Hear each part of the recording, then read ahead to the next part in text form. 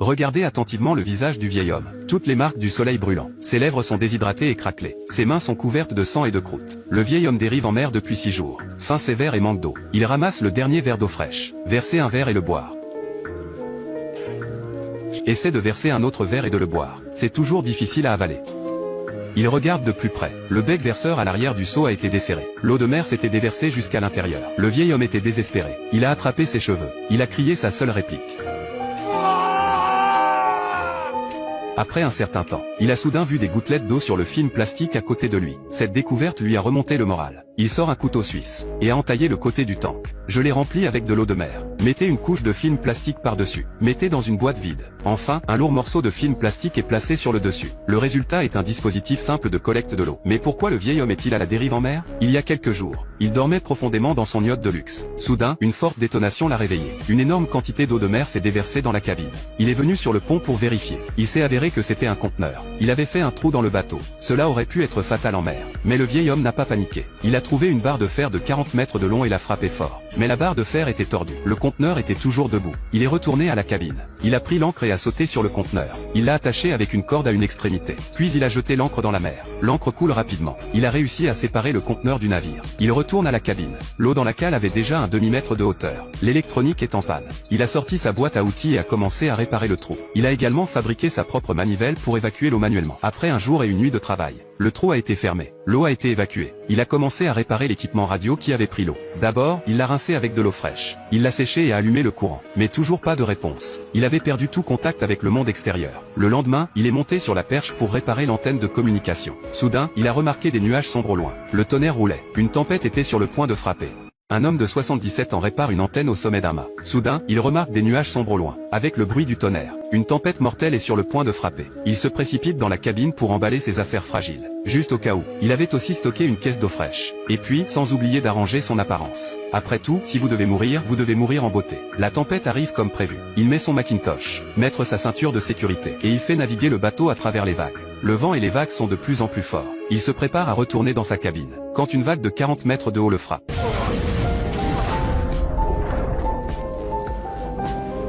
La mer est froide et mordante. Il a fait de son mieux pour nager en amont. Heureusement, le vieil homme portait une ceinture de sécurité. Il a réussi à remonter à bord. Une fois à l'intérieur du bateau, à 100 ans, il n'avait plus de force. Il s'est effondré lourdement sur le canapé. Mais la tempête était loin d'être terminée. Très vite, le bateau a commencé à trembler violemment. Le vieil homme s'est penché pour voir. De l'autre côté de la fenêtre, il y avait de l'eau de mer. Il était clair que le bateau avait chaviré. Mais miraculeusement, le bateau a recommencé à tanguer. Et il s'est retourné tout seul. Après tout ce remue-ménage et cette rotation, le mât principal s'était brisé. Pour éviter que le bateau et le mât ne coulent ensemble, le vieil homme a coupé la corde dans la douleur, en titubant jusqu'à la cabine. Il a encore accidentellement frappé un poteau. Il s'est évanoui. Après une période de temps inconnue, le vieil homme s'est réveillé. Le trou dans le bateau qui avait été réparé s'était à nouveau fendu. La mer était déjà au-dessus du canapé. Il savait que le bateau allait bientôt couler. Il a enlevé la valve d'urgence et l'a jetée à la mer. Il a décidé de quitter le bateau. Le vieil homme était trop fatigué. Il a tiré le rideau et s'est endormi. Quand il s'est réveillé à nouveau, la mer était calme. Le bateau était à moitié submergé. Il tire sur la corde et se traîne jusqu'au bateau. À présent, la cabine était presque submergée. Le vieil homme commence à chercher tout ce qu'il peut utiliser. Apporter des boissons et des boîtes de conserve, des stylos et du papier scellé, un grand seau d'eau fraîche préparé à l'avance, et a quitté le bateau. Soudain, il s'est souvenu de quelque chose d'autre. Retour à la cabane. Retirer une boîte mystérieuse. Sur la valve de sauvetage, le vieil homme a regardé le bateau couler lentement vers le fond. Le regard dans ses yeux était celui de l'impuissance et du désespoir. C'est un vieil homme qui a dérivé en mer pendant 5 jours. Il essaie de se localiser avec un sextant. Mais le vieil homme ne semble pas savoir comment l'utiliser. Il doit faire ses propres recherches. Après quelques calculs, il se retrouve dans une position, non loin de la voie de navigation populaire. Si la valve de sauvetage dérive dans le canal, alors les chances de rencontrer un grand navire, ses chances d'être secouru seraient grandement augmentées. Mais la mer est toujours un endroit dangereux. Une nouvelle tempête a frappé. La petite valve qui sauve la vie semble incapable de tenir. Une seule vague l'a facilement fait basculer. La mer se déverse lentement. Cela s'appelle le silence. Le vieil homme nage à l'extérieur. Tire fortement sur la corde pour empêcher le radeau de s'incliner. Et grimpe. Il se couvre la tête de douleur. C'était comme s'il avait entendu l'appel de la mort à ce moment-là. Ce désespoir est inimaginable sans en faire l'expérience directe. Après la tempête, le radeau de sauvetage est à court de gaz. Le vieil homme gonfle la valve de la vie. Nettoyage de l'eau de mer à l'intérieur. Après une journée bien remplie, il mange un peu de nourriture sèche pour refaire ses forces. Maintenant, il a faim et soif. Il sort un peu de rosée qu'il a recueilli et la boit. C'était très peu, mais c'était mieux que rien. À présent, le visage du vieil homme était en train de peler. Ses lèvres étaient sèches et craquelées. Ses mains étaient aussi gravement brûlées par le soleil. Je crois. Il est beaucoup plus difficile pour un homme de survivre en mer que dans le désert. Mais le vieil homme n'a jamais abandonné. Il utilise à nouveau son sextant pour voir où il se trouve. Il a constaté qu'il était déjà dans le canal. Et bien sûr, au crépuscule, un navire de 400 mètres de haut apparaît. Il a sorti son bâton de signalisation et a commencé à l'agiter. Et il crie la deuxième phrase du film.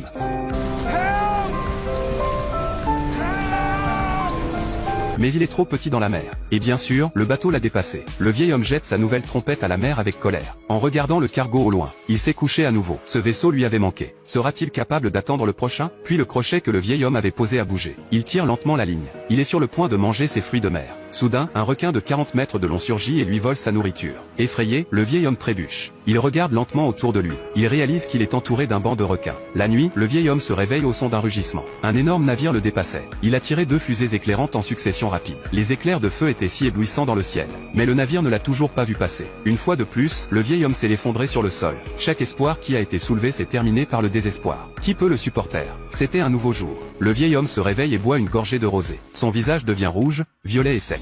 C'est alors qu'il réalise qu'il a dévié de sa route. Cela signifie que les chances qu'il rencontre un vaisseau dans le futur étaient minces. La volonté du vieil homme de se battre s'épuisait. En ce moment, il voulait juste attendre sa mort. Il a pris un stylo et du papier. Il écrit une lettre de suicide et la jette à la mer. Peut-être qu'un jour on retrouvera sa lettre de suicide. Et sa famille saura que le vieil homme avait essayé de survivre. Cette nuit-là, le vieil homme s'est réveillé à nouveau avec un bruit. Il y avait une faible lueur d'étoiles au loin. Cette fois, il a pris une décision cruelle. Il a mis le feu à tous les papiers. Le feu a pris de plus en plus d'ampleur. Même la valve de sauvetage est partie en flammes. Le vieil homme a sauté dans la mer. Regardez la valve de vie en feu. Le bateau au loin ne semble toujours pas le remarquer. Il ferme les yeux. Abandonner son dernier espoir. S'enfoncer lentement au fond de la mer. Soudain, un petit bateau est sorti de la mer pour briller. La lumière a éclairé son visage. Le vieil homme a nagé aussi fort qu'il le pouvait vers la surface. Il a saisi un bras ferme. Mais a-t-il été sauvé? Ou c'était juste une hallucination sur son lit de mort? L'unique acteur du film a 77 ans. Le film entier est comme un acronyme pour la vie. Il y a toujours une souffrance inconnue devant vous. Mais ne reculez pas. N'ayez pas peur et ne désespérez pas. Tout ce que tu dois faire, c'est t'accrocher à ton cœur. Affronter votre souffrance de front. Et les briser un par un.